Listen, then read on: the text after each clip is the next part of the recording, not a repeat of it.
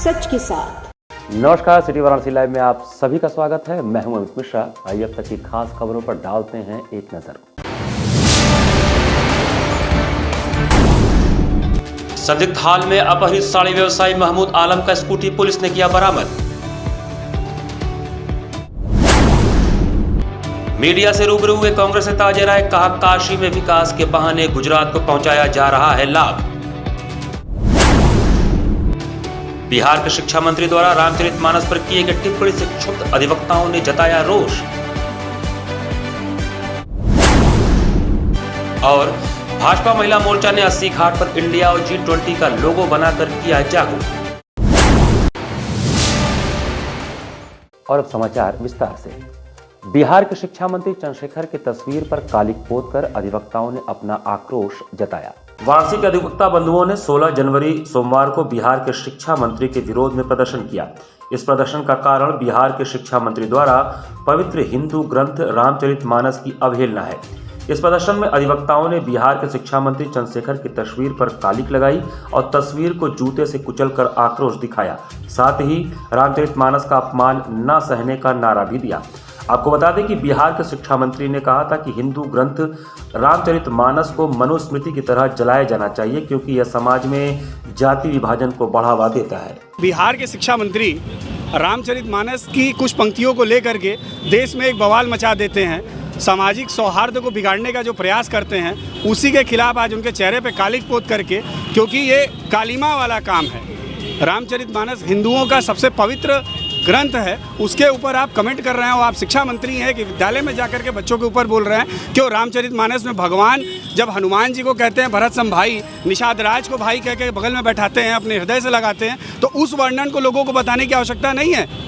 ऊट पटांग चीज, ऊल जुलूल की बात 5000 साल पहले रामायण की व्यवस्था थी, उसको लिखा गया तुलसीदास जी। उस समय की क्या परिस्थिति थी, क्या नहीं थी, उसको जाने बिना समझे एक देश में एक गजब का मतलब वातावरण तैयार करने का प्रयास किया गया इस मंत्री के द्वारा। कांग्रेस के वरिष्ठ नेता व पूर्व विधायक अजय राय ने विकास के नाम पर बनारस की धार्मिक, भौगोलिक व सांस्कृतिक पहचान का लाभ गुजरात को पहुंचाने का आरोप सरकार पर लगाया। सोमवार को 80 घाट स्थित एक रेस्टोरेंट में कांग्रेस के प्रयागराज जोन के प्रांतीय अध्यक्ष, वरिष्ठ कांग्रेस नेता, पूर्व विधायक अजय राय बनारस में किए जा रहे बनारस की धार्मिक, भौगोलिक व सांस्कृतिक पहचान को लेकर विस्तृत चर्चा की। उन्होंने काशी में विकास के बहाने गुजरात को लाभ पहुंचाने का आरोप लगाया। अजय राय ने कहा कि विकसित किए गए टेंट सिटी और गंगा विलास क्रूज का संचालन इत्यादि कार्य गुजरात को लाभ पहुंचाने के लिए किया जा रहा है। इसमें काशी वासियों को कोई लाभ होने वाला नहीं है। उन्होंने कहा कि गंगा में क्रूज का नाम गंगा विलास क्रूज रखा गया है। इसमें सिर्फ विदेशियों को ले जाया गया है। विदेशियों का भोजन भोग विलास से पूर्ण होता है। आप समझ सकते हैं कि उसमें क्या हो सकता है। टेंट सिटी को लेकर कहा जा रहा है कि यहाँ के शौचालय, मल जल रामनगर FTP में जा रहे हैं। टेंट सिटी से जुड़े लोग यह दिखाएं कि इसका पाइप कब और कहां डाला गया है। उन्होंने घाटों की दशा पर चिंता व्यक्त करते हुए पोस्टर भी लॉन्च किया। आगे उन्होंने कहा कि गंगा अभी भी स्वच्छ नहीं हुई है, बल्कि सिर्फ प्रचार के माध्यम से स्वच्छ और सुंदर दिखाया जा रहा है। गंगा जी की उस बीच धारा में आज यहाँ से उनको ले जाया जा रहा है। उनको सारी सुविधाएं देते हुए उनको यहाँ से बाहर ले गया। 51 दिन वो क्रूज पे घूमेंगे। दुनिया के अंदर कहीं भी 51 दिन क्रूज पे घूमने का या पर्यटक कहीं भी 51 दिन पूरे देश दुनिया के अंदर ये चीज़ें नहीं है। ये यहाँ पर बनारस के अंदर इन चीज़ों का यहाँ प्रयास किया है देश के प्रधानमंत्री जी ने। मैं समझता हूँ कि केवल काशी की जनता, प्रदेश और देश की जनता के साथ चला हुआ। साड़ी कारोबारी महमूद आलम के लापता होने के 2 दिनों बाद भी पुलिस के हाथों कोई ठोस सुराग नहीं लग सका है। भेलूपुर थाना क्षेत्र के गौरीगंज के साड़ी कारोबारी महमूद आलम के अपहरण के मामले की जांच में पुलिस टीमें जुटी हुई है। सर्विलांस टीम की जांच में कारोबारी का आखिरी लोकेशन BHU परिसर मिला, लेकिन बाद में लोकेशन शहर के बाहर बता रहा है। पुलिस अपहरण के पीछे परिवार और कारोबार के विवाद समेत अन्य बिंदुओं को घटना का कारण मानकर जांच कर रही है। गौरतलब है कि शनिवार की दोपहर 3 बजे महमूद आलम घर से निकले, इसके बाद से लापता है। महमूद आलम ने घर से निकलने के 3 घंटे बाद परिवार वालों को फोन किया था कि 8 लाख रुपए का इंतजाम कर दो, मेरी जान खतरे में है। उसके बाद से परिवार वाले अपहरण की आशंका से परेशान हैं। परिजनों ने ही भेलूपुर थाने में तहरीर देकर अपहरण की आशंका जताई थी, लेकिन घटना के 2 दिनों के बाद भी पुलिस के हाथ ठोस सुराग नहीं लग सके हैं। पुलिस की जांच में पता चला कि व्यवसायी अपने मोबाइल में जिस सिम कार्ड का इस्तेमाल करता था वह उसके नाम से रजिस्टर्ड नहीं है।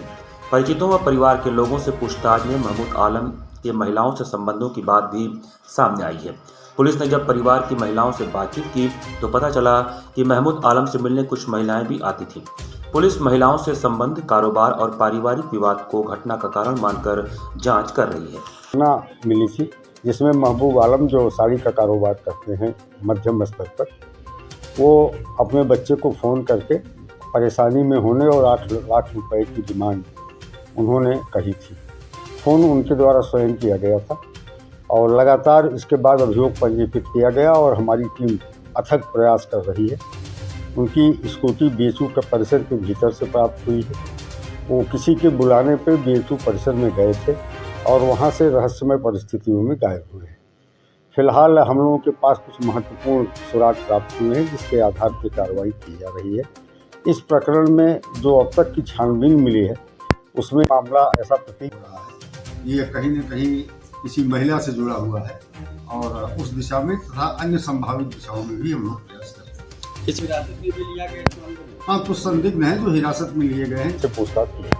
फूलपुर थाना क्षेत्र के परसरा गांव में कुछ दबंगों द्वारा उमेश विश्वकर्मा व उनके परिवार वालों के साथ मारपीट की घटना में उच्च अधिकारियों ने उचित न्याय करने का आश्वासन दिया। विगत 12 जनवरी को पिंडरा तहसील वाराणसी के फूलपुर थाना के परसरा गांव में कुछ दबंग किस्म के लोगों ने उमेश विश्वकर्मा और परिवार के लोगों को लाठी डंडे से मारकर घायल कर दिया था। पीड़ित परिवार के लोग जब प्रार्थना पत्र लेकर फूलपुर थानाध्यक्ष को देने गए तो थानाध्यक्ष ने पीड़ित को अपमानित कर गाली गलौज देते हुए भगा दिया। पीड़ित परिवार की हालत इतनी गंभीर थी कि फूलपुर सामुदायिक चिकित्सालय ने भी दीनदयाल अस्पताल के लिए रेफर कर दिया। दीनदयाल हॉस्पिटल के डॉक्टर ने गंभीर हालत देखते हुए बीएचयू के लिए रेफर किया। न्याय न मिलने पर बीएन सेना संगठन के संस्थापक संजय सिंह विश्वकर्मा एडवोकेट ने सोमवार को उच्च अधिकारी पुलिस आयुक्त कमिश्नरेट वाराणसी को मिलकर घटना के बारे में अवगत कराया, जिस पर अधिकारियों ने उचित न्याय करने का आश्वासन दिया। सर, हम लोगों को ठाकुरों ने बहुत मारा है। जमीन पे हमारे दरवाजे पर सर जबरदस्ती खड़ंजा लगवा रहे हैं और प्रधान को भी उसमें शामिल किए हैं और प्रधान के माध्यम से जबरदस्ती खड़ंजा लगवा रहे हैं, बोल रहे हैं और पर्सनली उनके लिए चाहिए खड़ंजा। क्या दिक्कत है? खड़ंजा से दिक्कत यही है कि वो संपत्ति हमारी है सर। वो पहले से जो रोड बनाया है वो भी हमारे चक में बनवाए हैं ये लोग ने। अगर उसको सही कराया जाए तो वो उनके चक में जाएगा, वो सही नहीं करा रहे। इसीलिए क्या बातचीत हुआ और क्या आश्वासन हुआ? सर, उन्होंने दबाव बनाया था तो हम लोगों को जानकारी हुई तो हमने भी एसडीएम साहब के पास गया था, इसका दरखास्त दिया था वहाँ पे। तो उन्होंने लिख के दिया कि ठीक है, मौके पे जाइए, दोनों पक्षों को सामने बुलाइए और नापी करवा के उसके बाद जो होता है उसका फैसला बताएंगे हम। लेकिन इन्होंने ना वो नेपाल आए ना कानी को आए नापने, और ये कागज़ पत्तर पता नहीं कहाँ से तैयार करा के बोल रहे हैं कि यही सही है, यही बनेगा, और इस पर ज़बरदस्ती ये लोग कर रहे हैं। हम लोगों ने रोकने की कोशिश की, उनसे बातें की सर आप पहले नापी होने वाली थी हो जाने दी, उसके बाद आप बनवाइए। तो नहीं माने, बोले नहीं यहीं बनेगा, जो जिसको करना हो जो कर ले। और इतने पे सर प्रधान पहले धक्का दे दिया और उसके बाद विपक्षियों को मौका मिला, तुरंत मारने पीटने लगे लाठी डंडे से और राड उड़ लिए थे। सब हमारे परिवार को मार लेंगे। औरतें हमारे घर की जो कि उसमें बेचारी गिरी और उसको भी घींच के धनंगे करके सब उसमें जैसे पहलवानों से कुश्ती सर वैसे उनको मार रहे थे और ज़बरदस्ती सर उनका कपड़ा इधर उधर करके और गाली दे रहे थे। कितने लोग घायल हुए हैं मारपीट? सर हमारे तरफ सर 7 लोग घायल, जिसमें कि 3 लोग बहुत गंभीर रूप से घायल हैं। यहाँ पर वक्त चला छोटे से ब्रेक का। बने रहिए सिटी वाराणसी लाइव के साथ। वाराणसी लाइव, सच के साथ। कोरोना वायरस ने देश में एक बार फिर से रफ्तार पकड़ ली है। ऐसे में जरूरी है कि सभी लोग पूरी एहतियात बरतें। घर से बाहर निकलते समय मास्क का सदैव प्रयोग करें। समय समय पर हाथों को सैनिटाइजर से सैनिटाइज करें। ज्यादा भीड़ भाड़ वाली जगहों में जाने से बचें। 2 गज की दूरी का पालन करें। स्वस्थ रहें, सुरक्षित रहें। जनहित में जारी वाराणसी लाइव। वाराणसी लाइव, सच के साथ।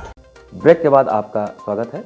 भाजपा महिला मोर्चा द्वारा सोमवार को अस्सी घाट पर इंडिया और G20 का प्रतीक चिन्ह बनाकर लोगों को जागरूक किया गया। अस्सी घाट पर भाजपा महिला मोर्चा की महिलाओं ने सोमवार को इंडिया और G20 का लोगो बनाकर लोगों को जागरूक करने का कार्य किया। इस दौरान महिलाएं अपने हाथ में तिरंगा झंडा ली हुई थी तथा भारत माता की जय के नारे लगा रही थी। आपको बता दें कि भारत 1 दिसंबर 2022 से 30 नवंबर 2023 तक G20 की अध्यक्षता करेगा। इस दौरान देश के 56 शहरों में 215 बैठकों का आयोजन किया जाएगा। गुजरात के अहमदाबाद में G20 के अंतर्गत अर्बन 20 सम्मेलन का आयोजन होगा। अहमदाबाद में अर्बन 20 सम्मेलन का आयोजन फरवरी से जुलाई के बीच होगा। भारत G20 की अध्यक्षता कर रहा है।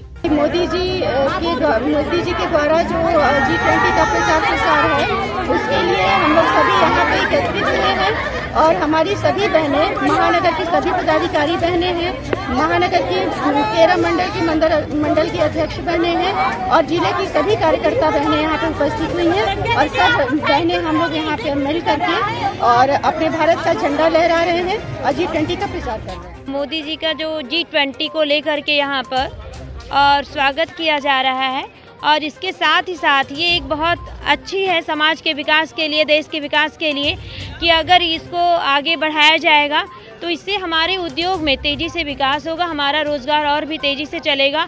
और जैसा कि आप सभी को पता है कि 19, 20 और 21 लास्ट 19 से कोरोना काल जब से आया तब से आर्थिक स्थितियाँ बहुत डगमगाई हैं, लेकिन हमारे माननीय प्रधानमंत्री जी मोदी जी का जो निर्णय है वो समाज हित के लिए, हमारे देश के विकास के लिए बहुत ही सराहनीय है और हम लोग बहुत सम्मान भी करते हैं। उत्तर प्रदेश भाईचारा कमेटी द्वारा रामापुरा रामबाग के पास सड़कों पर बिखरे पड़े चाइनीज मांझा को जलाकर नष्ट किया गया।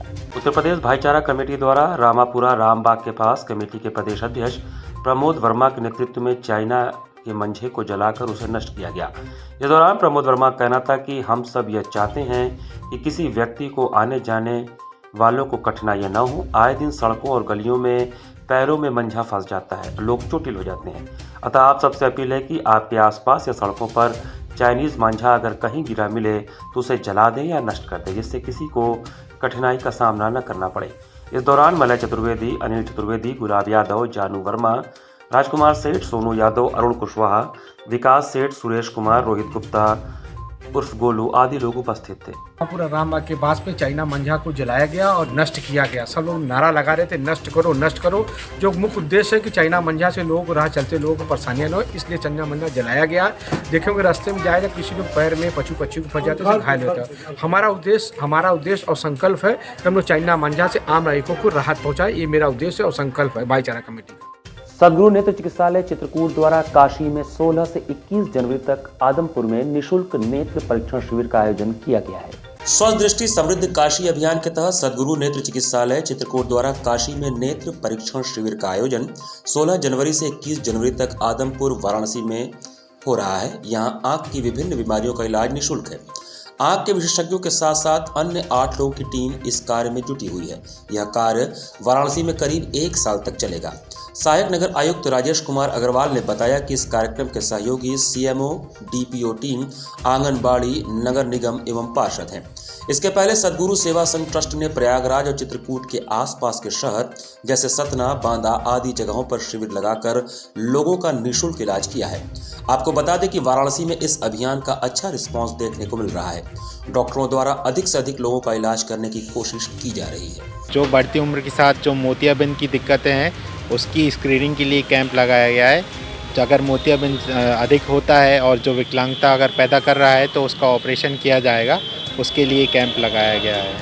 ऑपरेशन का चार्ज भी लगता है या निःशुल्क? नहीं, ये जो हम सुविधाएं देते हैं ये निःशुल्क है। हम मरीज़ को यहाँ पे देखते हैं और निजी वाहन की सुविधाएं और खाने पीने रहने की सुविधाएं उपलब्ध करवाते हैं और ऑपरेशन हमारा चित्रकूट में होता है। उसके बाद हम निजी वाहन से ही उनको अपने घर तक छोड़ते हैं। डॉक्टर स्पेशलाइज्ड हैं ऑप्थेल्मोलॉजी में, आँख के विशेषज्ञ हैं और चूँकि हमारा जोन काफ़ी पिछड़ा हुआ जोन माना जाता है आदमपुर, तो काफ़ी भीड़ आई है। तो ये लगातार कैंप चलेगा जब तक हम सैचुरेट नहीं कर जाते। बात जांच के दौरान और जो ऑपरेशन होता है, क्या ये निःशुल्क होगा या इसका कोई चार्ज नहीं लगेगा? ये पूरी तरह से निःशुल्क है। अभी तो हम जांच कर रहे हैं कि किसको क्या दवाई से ठीक किया जा सकता है, किसको पावर लेंस से, और क्या मोतियाबिंद है, कैटरेक्ट है या ग्लूकोमा है। आँख की बहुत सारी बीमारियां होती है, तो उस हिसाब से पूरी प्रोसीडिंग निःशुल्क है। इसी के साथ सिटी वाराणसी लाइव का ये संस्करण यहीं समाप्त करते हैं। मुझे दीजिए आज्ञा। नमस्कार।